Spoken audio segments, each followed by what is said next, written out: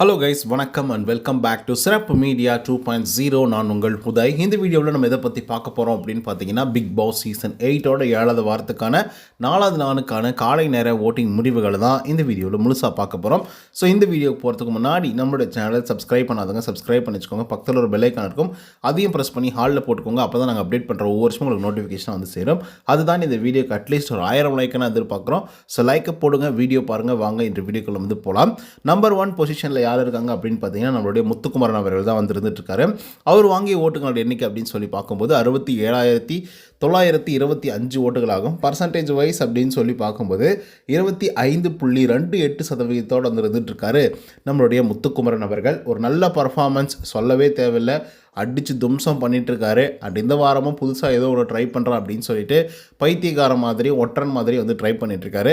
அதுவும் வந்து பார்க்க ரசிக்கும்படியாக வந்து இருந்துகிட்ருக்கு. 2வது பொசிஷனில் யார் இருக்காங்க அப்படின்னு பார்த்தீங்கன்னா, நம்மளுடைய சௌந்தர்யா அவர்கள் வந்து இருந்துகிட்ருக்காங்க. அவங்க வாங்கிய ஓட்டுகளோட எண்ணிக்கை அப்படின்னு சொல்லி பார்க்கும்போது 39,899 ஓட்டுகளாகும். பர்சன்டேஜ் வைஸ் அப்படின்னு சொல்லி பார்க்கும்போது 14.85% வந்து இருந்துகிட்ருக்காங்க சௌந்தர்யா அவர்கள். சௌந்தர்யா அவர்களுக்கு கொடுக்கப்பட்ட கேரக்டரையும் கரெக்டாக வந்து பண்ணாங்க. திருட்டுத்தனம்லாம் பண்ணி மாட்டிக்கிட்டாங்க. அண்ட் இந்த வாரத்தை பொறுத்தவரையிலும் உங்களுக்கு வந்து வாக்குகள் ஏறுமா அப்படின்னு கேட்டிங்கன்னா, கண்டிப்பாக வாய்ப்புகள் வந்து கிடையாது. ஏன்னா முத்துக்குமரன் வந்து எழுதிட்டுருக்காப்புல அண்ட் விஜய் விஷால் வந்து இருக்காரு. ஸோ அதனால் வாக்குகள் அப்படிங்கிறது குறைய தான் செய்யும். அதுக்கடுத்த 3வது பொசிஷனில் நம்முடைய விஜய் விஷால் அவர் வாங்கிய ஓட்டுகளோட எண்ணிக்கை அப்படின்னு சொல்லி பார்க்கும்போது 27,913 ஓட்டுகள் ஆகும். பர்சன்டேஜ் வைஸ் அப்படின்னு சொல்லி பார்க்கும்போது 10.39% வந்து இருந்துட்டுருக்காரு நம்மளுடைய விஜய் விஷால் அவர்கள். ஸோ இவருக்கு டே பை டே வந்து வாக்குகள் அப்படிங்கிறது வந்து குறைஞ்சிக்கிட்டே வந்து இருந்துகிட்ருக்கு. பட் ஏன் எதுக்கு அப்படின்றதெல்லாம் நமக்கே நல்லா தெரியும். அந்த பொண்ணை பற்றி தப்பாக பேசின ஒரே ஒரு காரணத்தினால விஜய் விஷால் அவர்களை வந்து பார்த்திங்கன்னா அடித்து தும்சம் பண்ணிகிட்ருக்காங்க நம்மளுடைய மக்கள்லாம் வந்து சேர்ந்துக்கிட்டு. அப்படி இல்லை அப்படின்னா குறைஞ்சபட்சம் 2வது பொசிஷன்லையாவது வந்து இருந்திருப்பாப்புல. அதுக்கடுத்த 4th பொசிஷனில் நம்மளுடைய ராணுவ அவர்கள் வந்து இருந்துகிட்ருக்காரு. அவர் வாங்கிய ஓட்டுகளோட எண்ணிக்கை அப்படின்னு சொல்லி பார்க்கும்போது 22,980 ஓட்டுகளாகும். பர்சன்டேஜ் வைஸ் அப்படின்னு சொல்லி பார்க்கும்போது 8.55% இருந்துகிட்ருக்காரு நம்மளுடைய ராணுவ அவர்கள். ஸோ ராணுவ அவர்களுக்கு லாஸ்ட் வீக் வந்து ஒரு பயங்கரமான வீக்காக வந்து அமைஞ்சது. அது மட்டும் இல்லாமல் ஃபஸ்ட்டு தடவை நாமினேஷனில் வரும்போது அதிகப்படியான வாக்குகள் வாங்கி 2வது பொசிஷனையும் வந்து பிடிச்சிருந்தாப்புல. பட் இந்த வாரம் வந்து பார்த்திங்க அப்படின்னா அவ்வளோ சரியாக அமையலை அப்படின்னு தான் வந்து சொல்லி ஆகணும். ஏன்னா முத்துக்குமரன், சௌந்தர்யா, விஜய் விஷாலெல்லாம் வந்து நாமினேஷன் இருக்கிறதுனால இவருக்கு வந்து வாக்குகள் அப்படிங்கிறது வந்து குறைவாக தான் வந்து விழுந்திருக்கு. அதுக்கடுத்த 5th பொசிஷனில் ஜாக்லின் அவங்க வாங்கிய ஓட்டுகளோட எண்ணிக்கை அப்படின்னு சொல்லி பார்க்கும்போது 21,569 ஓட்டுகளாகும். பர்சன்டேஜ் வைஸ் அப்படின்னு சொல்லி பார்க்கும்போது 8.02% இருந்துகிட்ருக்காங்க நம்மளுடைய ஜாக்லின் அக்கா. விஜய் விஷாலுக்கு வந்து எப்படி அடி விழுந்துட்டுருக்கோ அதே மாதிரி தான் ஜாக்லின் அக்கா அவர்களுக்கும் அடி விழுந்துட்டுருக்கு. ஆனால் ஜாக்லினுக்கு ரொம்ப மோசமான அடி விழுந்துட்டுருக்கு அப்படின்னே வந்து சொல்லலாம். ஏன்னா 5வது பொசிஷனை வந்து பிடிச்சிருக்காப்பில் நம்மளுடைய ஜாக்லின் அக்கா அவர்கள். ஸோ அதனால் அது மிகப்பெரிய அடி தான் ஜாக்லினை பொறுத்த வரலையும். அதுக்கடுத்து 6வது பொசிஷனில் நம்முடைய அருண் பிரசாத் அவர்கள் வந்து இருக்காங்க. அவங்க வாங்கிய ஓட்டுகளோட எண்ணிக்கை அப்படின்னு சொல்லி பார்க்கும்போது 20,968 ஓட்டுகளாகும். பர்சன்டேஜ் வைஸ் அப்படின்னு சொல்லி பார்க்கும்போது 7.81% வந்து இருந்துகிட்ருக்காரு நம்மளுடைய அருண் பிரசாத் அவர்கள். ஸோ இவருக்கும் வந்து பார்த்திங்கன்னா செம்ம தர்ம விழுந்துட்டுருக்கு. ஏன் அப்படி சொல்கிறேன் அப்படின்னு பார்த்தீங்கன்னா, இவருக்கு அதிகப்படியான வாக்குகள் வந்து வந்துட்டு தான் வந்து இருந்தது. பட் இப்போ வந்து பார்த்திங்க அப்படின்னா வாக்குகள் அப்படிங்கிறது வந்து குறைய ஆரம்பிச்சிருக்கு. இப்படியே போச்சு அப்படின்னா ஆர்லி குயின் என்ன தான் சொல்ல போகிறாங்கன்னு எனக்கு வந்து தெரியல. பாவம் மனசு வேறு கப்பெல்லாம் வாங்கிட்டு வந்து கல்யாணம் பண்ணுறேன்னு சொல்லியிருப்பார் போல். அதுக்கடுத்த 7வது பொசிஷனில் பவித்ரா அவங்க வாங்கிய ஓட்டுகளோட எண்ணிக்கை அப்படின்னு சொல்லி பார்க்கும்போது 14,443 ஓட்டுகளாகும். பர்சன்டேஜ் வைஸ் அப்படின்னு சொல்லி பார்க்கும்போது 5.37% வந்து இருந்துகிட்ருக்காங்க நம்மளுடைய பவித்ரா ஜனனி அவர்கள். ஸோ பவித்ராவை பொறுத்த வரைக்கும் இந்த வாரத்தில் ஒரு டஃப்பான அது மட்டும் இல்லாமல் டாஃபான ஓட்டிங்ஸ் வந்து வாங்கிட்டு இருக்காங்க அப்படின்னு வந்து சொல்லலாம். ஏன் அப்படின்னு பார்த்தீங்கன்னா, இதுக்கு முன்னாடி காலங்களில் 3%, 3.5% வந்து தாண்ட மாட்டாங்க. பட் இந்த வாரத்தை பொறுத்த வரையிலும் 5%க்கு மேலான வாக்குகள் வந்து வாங்கிட்டு இருக்காங்க. ஒரு நல்ல பொசிஷன்லையும் வந்து இருக்காங்க. அதுக்கடுத்து 8வது பொசிஷனில் யார் இருக்காங்க அப்படின்னு பார்த்தீங்கன்னா, நம்மளுடைய ஆனந்தி அவர்கள் வந்து இருந்துகிட்ருக்காங்க. அவங்க வாங்கிய ஓட்டுகளோட எண்ணிக்கை அப்படின்னு சொல்லி பார்க்கும்போது 9,419 ஓட்டுகளாகும். பர்சன்டேஜ் வைஸ் அப்படின்னு சொல்லி பார்க்கும்போது 3.51% வந்து இருந்துகிட்ருக்காங்க ஆனந்தி அவர்கள். ஆனந்தியோட கெரியர்லேயே, அதுவும் பிக் பாஸ் கெரியர்லேயே வந்து பார்த்திங்கன்னா அதிகப்படியான வாக்குகள் வந்து இப்போ தான் வந்து வாங்கியிருக்காங்க. ஏன்னா இதுக்கு முன்னாடி ஆனந்தி அவர்கள் அதிகபட்சமாக வாங்கின ஓட்டிங் பர்சன்டேஜ் எவ்வளோ தெரியுமா? 2%. பட் இப்போ வந்து பார்த்திங்க அப்படின்னா 3.51% வந்து இருக்காங்க. அதுக்கடுத்து 9வது பொசிஷனில் ரயான் அவர் வாங்கிய ஓட்டுகளோட எண்ணிக்கை 9,208 ஓட்டுகளாகும். பர்சன்டேஜ் வைஸ் அப்படின்னு சொல்லி பார்க்கும்போது 3.43% வந்து இருந்துகிட்ருக்காங்க நம்மளுடைய ரயான் அவர்கள். ஸோ ரயான் அவர்களுக்கு நேற்றுக்கு பர்ஃபார்மன்ஸ் பார்த்ததுக்கப்புறம் அவருக்கு வந்து ஓட்டிங்ஸ் அப்படிங்கிறது வந்து இன்க்ரீஸ் ஆகிருக்கு அப்படின்னே வந்து சொல்லலாம். ஏன்னா தர்ஷிகா வந்து மேலே இருந்தாங்க, அவங்களெல்லாம் கீழே தள்ளிட்டு நம்ம ரயான் அவர்கள் வந்து மேலே போயிருக்காப்புல. மேபி நேற்றுக்கு நடந்த பர்ஃபார்மன்ஸ் மூலிமா கூட வந்து பார்த்திங்கன்னா ஸ்கோர் பண்ணதுனால அதிகப்படியான வாக்குகள் வந்து வாங்கியிருக்கலாம். நல்லாவும் பர்ஃபார்மன்ஸ் வந்து பண்ணிகிட்ருக்காரு. அதுக்கடுத்த 10வது பொசிஷனில் நம்மளுடைய வர்ஷினி வெங்கட் வந்து இருக்காங்க. அவங்க வாங்கிய ஓட்டுகளோட எண்ணிக்கை அப்படின்னு சொல்லி பார்க்கும்போது 8888 ஓட்டுகள் ஆகும். பர்சன்டேஜ் வைஸ் அப்படின்னு சொல்லி பார்க்கும்போது 3.32% வந்து இருந்துகிட்ருக்காங்க வர்ஷினி.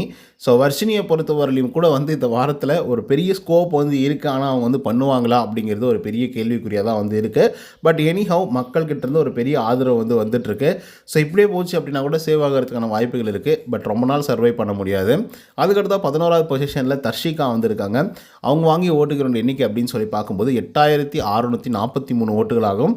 பர்சன்டேஜ் வைஸ் அப்படின்னு சொல்லி பார்க்கும்போது 3.22% இருந்துருக்காங்க தர்ஷிகா அவர்கள். தர்ஷிகா அதிகப்படியான வாக்குகள் தான் வந்து வாங்கியிருக்காங்க. பட் இவங்களை விட எல்லாருமே அதிகப்படியான வாக்குகள் வாங்கியிருக்கிறதுனால இவங்க பாட்டம் லைனில் வந்து இருந்துட்டு இருக்காங்க. ஸோ இவங்களை பற்றி ஸ்பெஷலாக வந்து டிஸ்கஸ் பண்ணலாம். கொஞ்சம் லேட்டராக வந்து டிஸ்கஸ் பண்ணி ஆகணும். ஏன்னா தர்ஷிகா ஒரு ஸ்ட்ராங்கான பிளேயர். பட் இப்போ வந்து பார்த்திங்கன்னா ரொம்ப டம்மி ஆகிட்டாங்களோ அப்படிங்கிற ஒரு ஃபீல் வந்து வருது.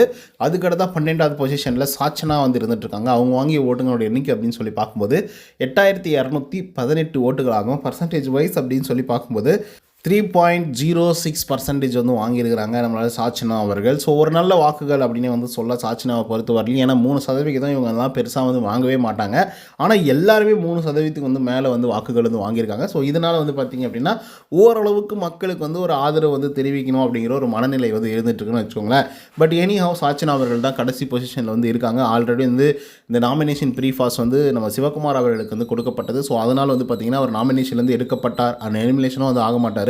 ஸோ அதனால் தர்ஷிகாவா சாச்சனாவா இல்லை வர்ஷினி வெங்கட்டா அப்படிங்கிறது நம்ம பொறுத்து தான் பார்க்கணும். கண்டிப்பாக நாளைக்கு நைட்டு கூட வந்து டிசைட் ஆகிடும்.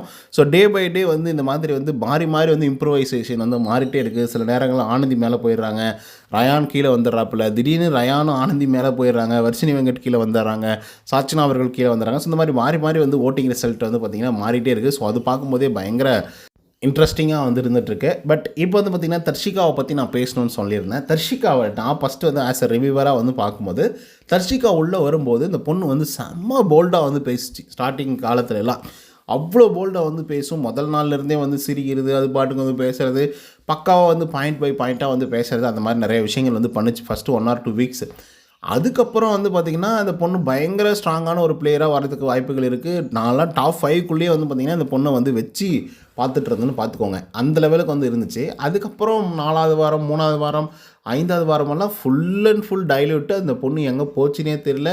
பெருசாக வந்து வெளிப்படையாக வந்து தெரியவே இல்லை. அண்ட் லாஸ்ட் வீக்கில் வந்து அந்த பொண்ணு ஒரு திருட்டை வந்து பண்ணிவிட்டு அதுக்கப்புறம் அதுக்கு ஒரு அட்டம்ப்டாக அந்த ஸ்டாப்புங்கிட்ட பேசுனதெல்லாம் பார்க்கும்போது என்ன அந்த பொண்ணு இவ்வளோ இரிட்டேட்டிங்காக வந்து பேசுது அப்படிங்கிற மாதிரி வந்து தோணுச்சு.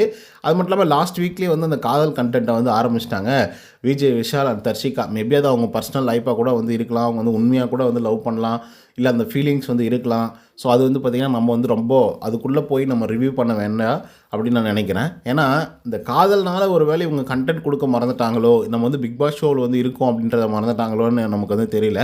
பெருசாக வந்து ரியாக்ஷனே வந்து கொடுக்க மாட்றாங்க. அவ்வளோ சண்டைகள்லாம் நடந்துகிட்ருக்கு முந்தானத்துக்கு. அப்போ கூட வந்து பார்த்திங்கன்னா அமைதியாக உட்காந்து பார்த்துட்ருக்காங்க, அப்படியே யோசிச்சுட்ருக்காங்க அவங்க இஷ்டத்துக்கு என்னமோ அப்படின்னு சொல்லிட்டு. ஸோ இதனால தான் வந்து தர்ஷிகா அவர்களுக்கு வந்து பெருசாக வந்து ஃபேன் பேஸ் வந்து ஏறலையோ அப்படிங்கிற மாதிரி வந்து இருக்குது. அதே மாதிரி சில நேரங்களில் பேசும்போது பயங்கர இரிட்டேட்டிங்காக வந்து பேசுகிறாங்க. அப்படியே ஓயின்னு கத்தி பேசுகிறாங்க. அது நரம்பெல்லாம் புடைக்க வந்து பேசுகிறாங்க. அப்படியே பேசினா கூட அது வேலிடான பாயிண்ட்டாக இருக்கா அப்படின்றது தான் எண்ட் ஆஃப் தி டே வந்து மக்கள் வந்து யோசிப்பாங்க. கத்தி பேசுகிறதுனாலே ஒரு ஆள் வந்து வெறுக்க மாட்டாங்கன்னு வச்சுக்கோங்களேன். பட் அந்த வேலிடான பாயிண்ட்டும் வந்து பெருசாக வந்து இவங்க சொல்கிறதில்ல, இஷ்டத்துக்கு ஏதோ ஒன்று பேசுகிறது. ஸோ அந்த மாதிரி வந்து பார்த்திங்கன்னா வேலிடான ஃபைட்டும் வந்து போடுறதில்ல. அதனால் தர்ஷிகா அவர்களுக்கு வந்து வாக்குகள் அப்படிங்கிறது வந்து பெருசாக ஏறவே இல்லை அப்படின்னு தான் வந்து சொல்லி ஆகணும். பெண்கள் side most of the peoples அப்படி தான் இருக்காங்க. ஏன்னா ஆனந்தி இப்போ வந்து ஓரளவுக்கு வந்து முன்னேறிட்டு வந்துட்டுருக்காங்கன்னு வச்சுக்கோங்களேன். அவங்கள தவிர்த்து ஜாக்லின், அதுக்கப்புறம் வந்து பார்த்திங்கன்னா சௌந்தர்யா, இவங்க 2 பேருக்கு தான் ஒரு நல்ல வேலிடான ஓட்டிங்ஸ் அப்படின்றதே வருது தவிர மற்ற யாருக்குமே பெருசாக வரல. இப்போ பவித்ரா அவர்களுக்கு கூட வருதுன்னு வச்சுக்கோங்க. பவித்ராவெல்லாம் இப்போ தான் 7 வாரத்துக்கு அப்புறம் தான் ஓரளவுக்கு நல்ல வாக்குகள் வந்து வாங்கிட்டு இருக்காங்களே தவிர மற்றபடிக்கு பெண்கள் சைடுனாவே வாக்குகளே வர்றதில்ல அப்படின்னு தான் வந்து சொல்லி ஆகணும். ஏன்னா எண்ட் ஆஃப் தி டே அந்த லிஸ்ட்டில் நாமினேஷன் லிஸ்ட்டில் பார்த்தோம் அப்படின்னா கடைசியாக இருக்கக்கூடிய 4-5 பேர் வந்து பெண்களாக மட்டும்தான் வந்து இருந்துகிட்ருக்காங்க. 1 or 2 ஆண்கள் வந்து இருந்துகிட்ருக்காங்க. ஸோ இது என்னன்னு தெரில. எனக்கு இது உளவியலாக எல்லாரும் அப்படி மைண்ட் செட் ஆகிட்டாங்களா அப்படின்றது எனக்கு தெரில. ஸோ இதை பற்றின உங்களோட கருத்துக்கள் என்ன அப்படிங்கிறத கமெண்ட்டில் வந்து சொல்லுங்கள். ஓகே, இந்த வீடியோவில் யார் யார் எந்த பொசிஷனில் இருக்காங்க, யார் எவ்வளோ ஓட்டிங்ஸ் வாங்கியிருக்காங்க அப்படிங்கிறத பற்றி டீட்டெயிலாகவும் விலாவரியாகவும் நம்ம பார்த்துருப்போம்னு நினைக்கிறேன். ஸோ இதே மாதிரி பிக் பாஸோட அப்டேட்ஸ்லாம் நீங்கள் தெரிஞ்சுக்கணும் அப்படின்னு நினச்சிங்கன்னா நம்மளுடைய சிறப்பு மீடியா 2.0 அப்படிங்கிற சேனலை சப்ஸ்கிரைப் பண்ணாதுங்க, சப்ஸ்கிரைப் பண்ணிச்சுக்கோங்க. பக்கத்தில் ஒரு பெல் ஐக்கான் இருக்கும், அதையும் ப்ரெஸ் பண்ணி ஹாலில் போட்டுக்கோங்க. அப்போ தான் நாங்கள் அப்டேட் பண்ணுற ஒவ்வொரு விஷயங்களும் நோட்டிஃபிகேஷனாக வந்து சேரும். ஓகே கைஸ், இன்னொரு தகவலும் சந்திக்கிறேன். Until then bye from Uday. நன்றி, வணக்கம்.